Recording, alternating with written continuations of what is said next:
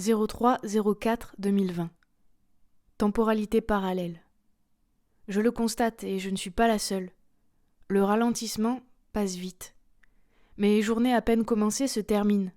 Entre-temps, le ciel change de luminosité, les oiseaux varient leur sifflement, quelques présences percent comme des bruits qu'on n'attendait plus. Je mange, j'écoute de la musique, je lis, je consulte ce que les uns les autres ont posté sur les réseaux, je m'informe, je réfléchis, j'écris. Parfois un coup de téléphone ramène du hors-temps dans la routine du confinement. Ce qui fait glisser la journée comme un trait d'avion dans le ciel, c'est la légèreté.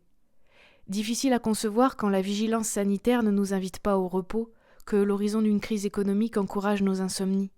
Mais il y a comme sur mes attentes un poids qui s'est envolé, un fantôme qui aurait doucement quitté le navire.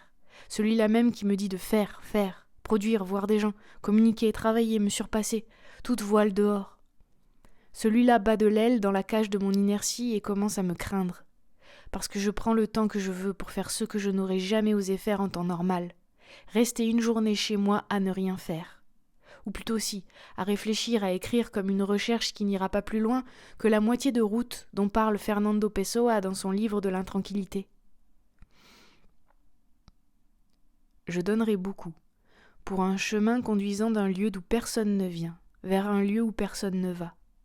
Que j'aimerais consacrer ma vie à la construction d'une route commençant en plein milieu d'un champ et allant se perdre au beau milieu d'un autre. Une route qui, prolongée, aurait son utilité, mais qui resterait à jamais sublime, une moitié de route.